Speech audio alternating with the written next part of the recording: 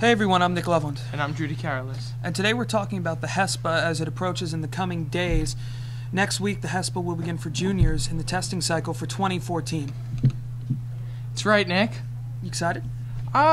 Nervous. I'm definitely a little nervous. What's the most nervous part about the HSPA for you? The math and pretty much all around failing. I don't want to fail and have to go through all that period 8 remediation period next year, senior year. So I just want to pass. But you don't think you're going to fail, do you? No, I'm going to be confident the day of the test. Well, speaking about the day of the test, we just talked to Mr. Foreman a little bit about the day of the test. Here's what he had to say about it. Mr. Foreman, thank you for joining us. You're welcome. Okay, so let's talk about HSPA. It's about a week away. What's so important about the HSPA?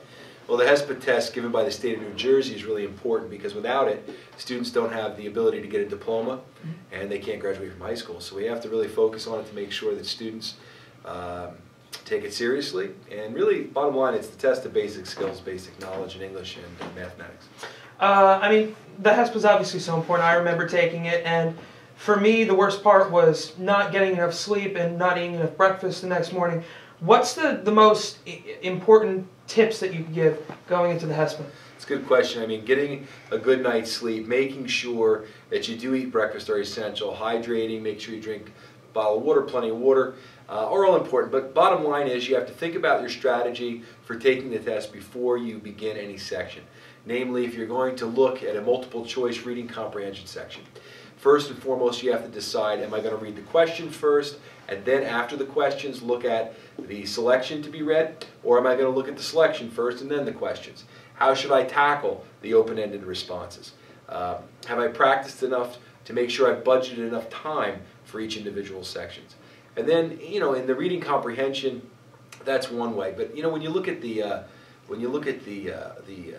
persuasive essays, the expository essays, each one has kind of their own strategy that you can apply, making sure you have thesis statements, good paragraph structure, sentence structure, that you're answering the question.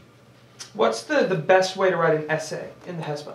For the essay, I think the best thing to do is to make sure you understand their expectation. In the expository essay, you want to write 4 paragraphs minimum.